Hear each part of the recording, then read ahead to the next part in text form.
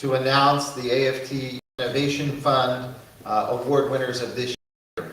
Since the beginning of the pandemic, the American Federation of Teachers Innovation Fund has allocated over $1.6 million throughout the country to ensure that kids and communities get what they need.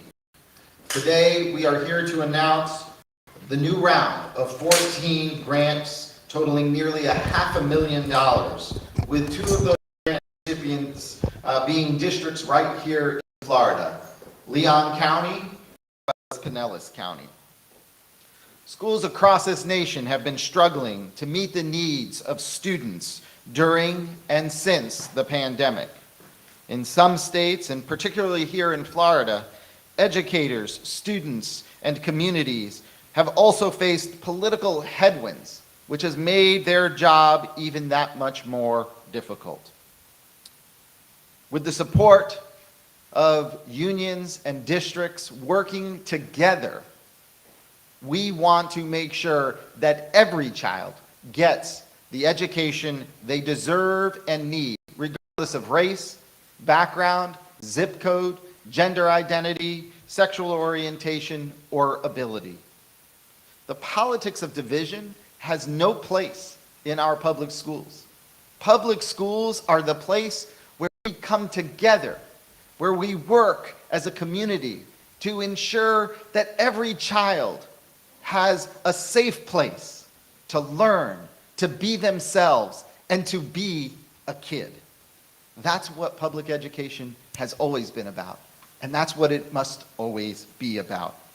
Regardless of the divisive politics that continue to infuse themselves in our schools, we, as educators in the state of Florida, working as teachers and staff, administrators and school boards, want to make sure that the focus remains squarely on our kids and their families. As we all know, for every child to learn, it truly does take the entire community. We cannot afford to lose any more educators in our state. Florida is facing the worst teacher and staff shortage we have ever seen. Just last month, as we surveyed districts all around the state, the number of vacancies currently in our schools for teachers exceeds 5,200. And the number of vacancies for our support staff is well over 4,600, meaning there are almost 10,000 vacancies in Florida's public schools today, robbing hundreds of thousands of students of the education they deserve and need.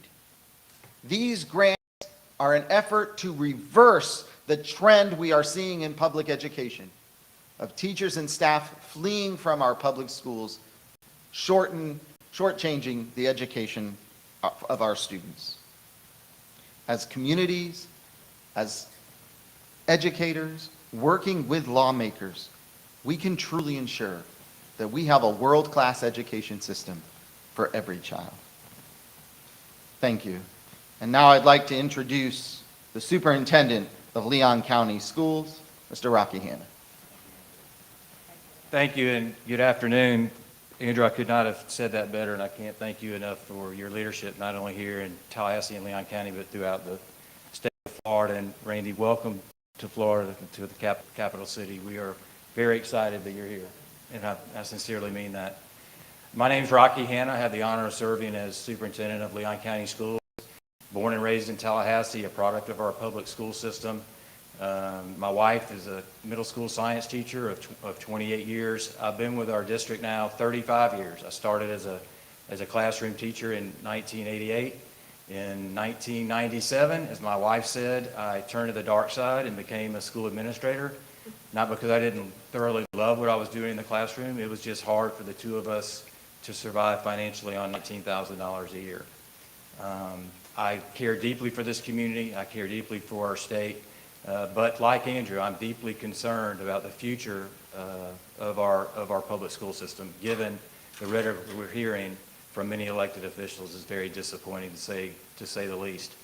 Years ago, when I was principal at Leon High School, my alma mater, we would have hiring fairs at the Leon County Civic Center, which is now the Tucker Center, and every school would have an individual table set up, and they'd have the list of vacancies they would have for the coming fall.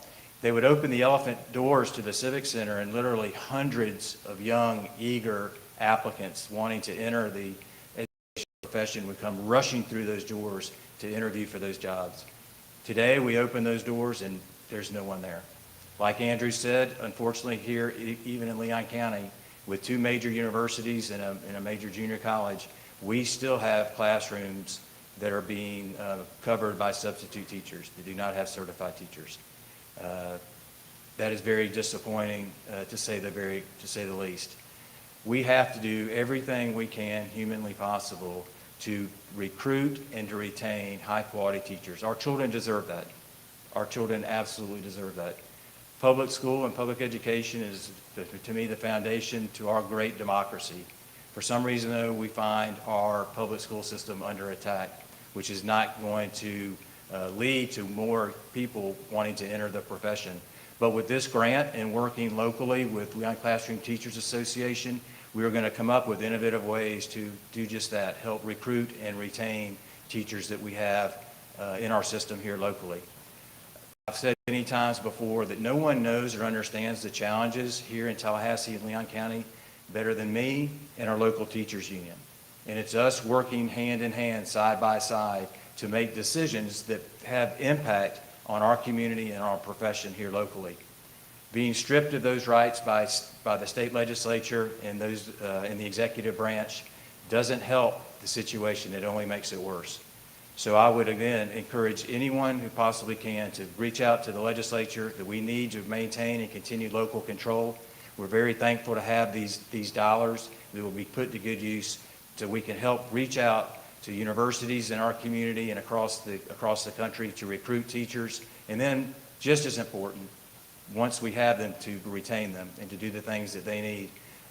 They didn't enter this profession to have a house on Martha's Vineyard. They fully knew that they were not going to, be on Forbes 500s list when they entered education. But they have mouths to feed, they have families to take care of, and we have to treat our teachers like the professionals that they are. So we're very appreciative to have this grant and work with LCTA to see how we can put it to the best of use here in Tallahassee and Leon County. Thank you. Thank you, Mr. Superintendent. And it's great to have a superintendent who is truly leading in this state. Thank you so much. Next up, we're going to have Scott Mazer, who is the president of the Leon County Classroom Teachers Association. Scott? First, I'd like to thank President Weingarten, Superintendent Hanna, President Spar, Secretary Treasurer Fedrick Ingram, for the opportunity to be here. We find ourselves very fortunate of being one of 14 locals that have been selected to address what we have as a shared issue in the state. We're honored to be recipients of the Innovation Grant, but what it really comes down to is the personal stories that we think of for our students. And we can start with those personal stories when we think about the educators that positively impacted our lives.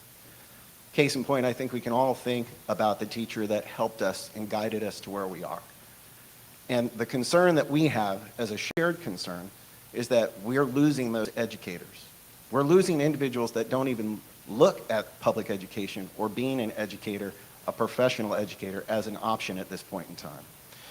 So I think back to Jerry Shaver, who was my drama teacher at the time, and he helped me kind of empower myself, find the things in me that I didn't think that I'd see.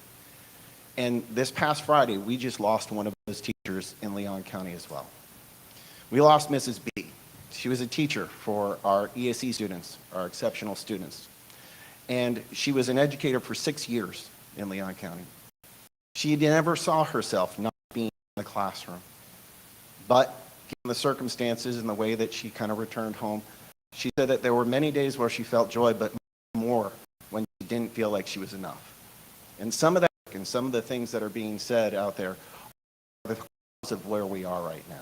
We need policies in place, and we need partners that make sure that every child receives the education that they deserve. If we do not do those things, then we find ourselves in a situation where we are having learning loss. And we understand the impacts of what that learning loss has on all children, okay? We don't want it for our own children. We shouldn't want it for anyone else in the public. And therefore, that's why this partnership is around recruiting and retaining the most highly qualified educators that we can. Part of that comes down to partnerships and the ability to have conversation, to share shared concerns, to meet those needs that we have in front of us. One of the things that I think that we need to make sure is that every time that we lose a teacher, we have a substitute in a classroom, an uncertified teacher, we have learning loss that takes place, we lose experience, we lose dedication, and we lose stability. We need to stabilize our public schools because our public schools are the foundation of our community. So with that, we're very thankful that we're partnering with Leon County Schools, Stetson University with Professor Colwell and his leadership group, as well as with LCTA and the American Federation of Teachers and Florida Education Association. We appreciate the opportunity and we look forward to the work ahead of us. Thank you, Scott. Again, another amazing leader here in Tallahassee. Next up, we're going to hear from the Secretary Treasurer of the American Federation of Teachers, the former president of the Florida Education Association, good friend Fedrick. Good afternoon. Good afternoon. Is it afternoon? It is afternoon. So I want to start off by thanking Mr. Superintendent, Mr. President from Leon County. You are showing great courage, great spirit, great hope, and transforming that into great joy for our teachers and educators, our students, and our community. And so thank you all very much for what you do, what you will do, more importantly. I want to thank our state for guiding our teachers and our educational support professionals through times that are challenging, and there are many obstacles, but our folks are continuing to do the magic, the work in our classrooms that change lives every day. And I also want to thank Randi Weingarten, because for a long supported innovation in teaching, ensuring that our teachers and our students have the best of what they can get with what we can provide them. We need help to do that. We need a legislature who will help to provide that. We also need governors who will help to provide that. And so, Randi, your spirit and your leadership with the AFT is continuing to transform education. So I want to thank you as well. Now, I have a fun section of this, and I'll be brief. It's people like Scott Mazer and Rocky Hanna from Leon County, along with Pinellas County, two of our Florida-based grantees. They are getting funds to expand their leadership training and their decision-making models in 3 schools to improve teaching and learning and engage teachers during their early careers, and that's where we need the help. The Pinellas County Classroom Teachers Association is partnering with AFT, Pinellas County Schools, local colleges of education and education preparation programs, community groups, families, and students. They're working to improve the conditions and address education workforce shortages. And that's just here in Florida. We have 12 other grantees across the nation, and I believe many of them are on the live stream today. So shouts out to you all, because you're doing the work. But let's start in New York with, that's right. Oh, yeah, all of that. Yay to all of Yay you. to New York. That's right. But we will start with New York because we have 5 different grantees in New York. BOCES, educators of Eastern Suffolk, New York, will support students who attend their CTE academies with out-of-pocket expenses for materials and equipment. The Faculty Association at Jefferson Community College in New York will host a business and leadership symposium.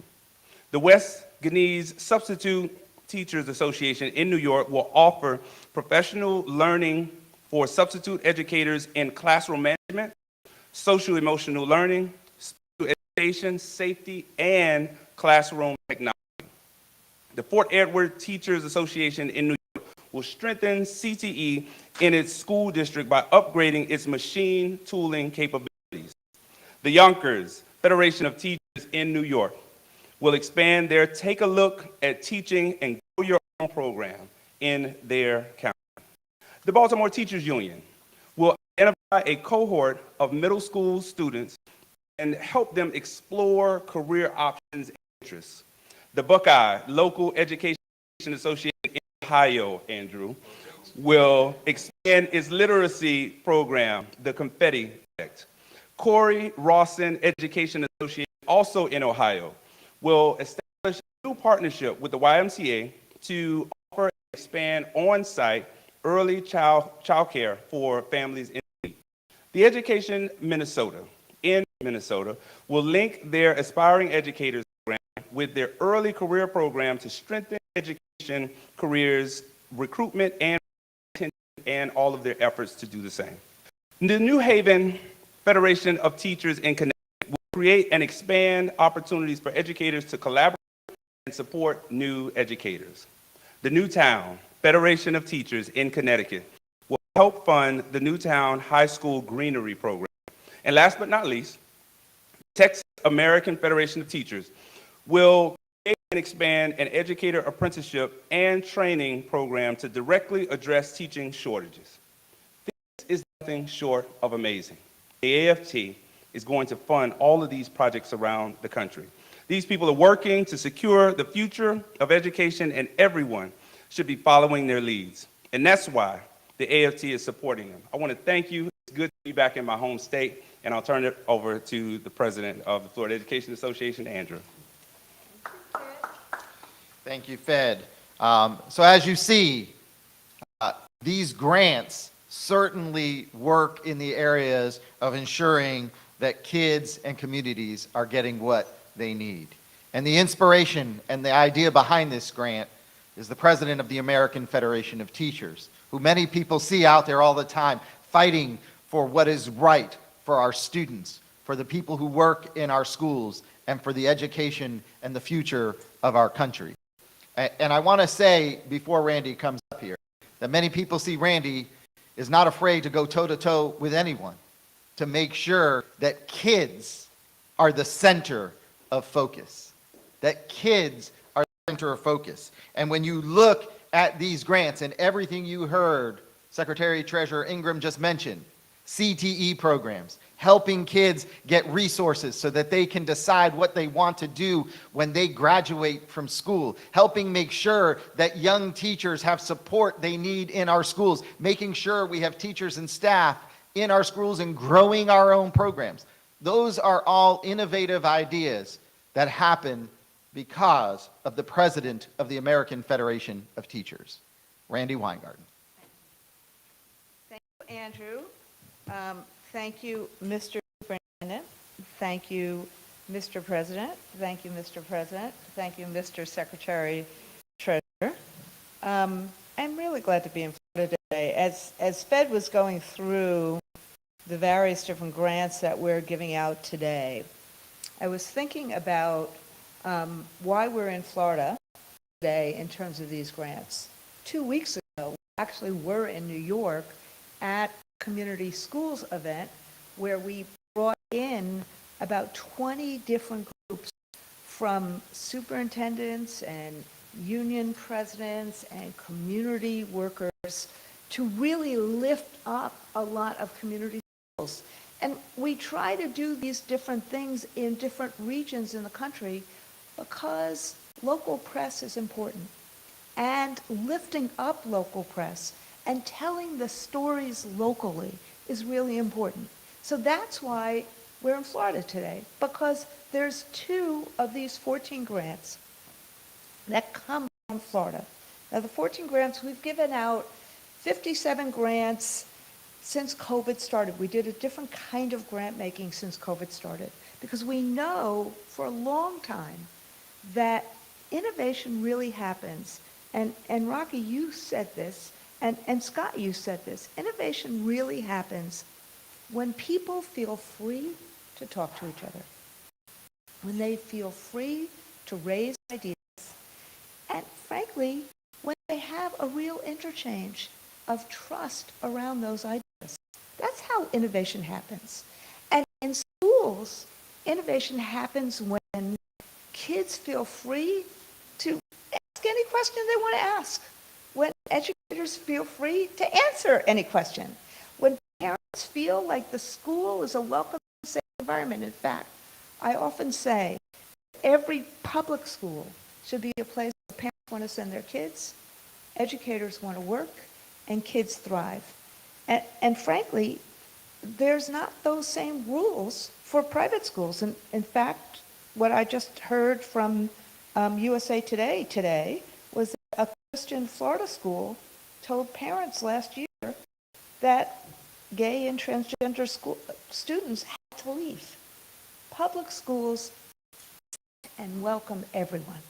And that's why all of us believe in all of us here at the podium, we love public schools. We believe in public schools, but we know that public schools have to be strengthened, and we know our North Star is that every public school is a place where parents want to send their kids, educators want to work, and kids thrive. But we also know, and this is part of the reason I'm in Florida today, is that it doesn't go unnoticed around the country that, the governor here has engaged in a culture war. We've had cultural wars in the country and in the world before. The whole fight about whether we could teach evolution was a cultural war about 100 years ago. Frankly, there are cultural wars and revolutions in other countries as well. Look at what happened. Sorry, I'm a social studies teacher. There are cultural wars in other countries as well. Look at what happened in the Cultural Revolution in China. Cultural wars tend to try people to stop talking to each other, to debate, to be divisive with each other, to hate each other instead of bring people together over the ideas that create innovation, that create entrepreneurship. The kind of innovation that Florida allowed Floridian teachers in Florida to help kids learn how to create drones. That happened in Florida. The kind of innovation that made the first place of the 60 places that taught AP, African American Studies, was in a Florida high school, Miami-Dade High School, that said, we'll pilot that course. The kind of innovation that has made Miami-Dade the culinary place in the world with the community college it attaches to. The kind of innovation, Rocky, that you were talking about in Leon County with the nexus between the public schools and the universities, the work that you talk about to me all the time about what FAMU, the music that the two of you created as music teachers. That's what Florida has for. And I should know, I was president of the Teachers Union in New York City, and a lot of people came to Florida from New York City and would tell me the stories of innovation and drive and excitement in the Florida schools, even when we didn't have the conditions that we needed. So the Innovation Fund here is about the simple concept of if we talk to each other, if teachers have ideas that they want to put into action, if they can work with their superintendents, if the union and the superintendent can work together, then we'll see those ideas flourish and help kids. And that's what these 14 grants are about. The Pinellas Grant, the Leon Grant, the Buckeye Grant. And these places, for those of you who don't know, they go from really rock red, ruby conservative, like the Buckeye, Ohio, to, liberal places like New York City. Because it doesn't matter what one's ideology is. It matters that we are actually helping kids thrive. That is why I am here today. Because I want to lift up the grants in Florida that even with all the shagas that's going on, which is Yiddish for craziness, those of you who don't know, even with all of the culture every single day, even with all the kind of suppression of local autonomy and freedom, even with all of the government intrusion, even with all of that, what you see here in Tallahassee, Leon County, is a union and a school district trying to figure out how to recruit and retain teachers. What you see in Pinellas are people working together to try to lift our kids. That's the contrast of today. That's who we are as a union. We want what kids need. And we know when we work together, we can problem solve, even in all of what's going on right now. And I would just say, Governor of this state, take a little lesson from the work that we're trying to do every single terms to help lift up students, to help see them, to help them find themselves, and to do the kind of great things that we know Floridians can do and Floridian students can do. Teachers want, our union wants, what kids need. And that is what we are trying to do. Not ban books, not censor curriculum, not look away when the kid says, I have troubles, but bring families together. Bring us together. That is the American dream. That is what America is about.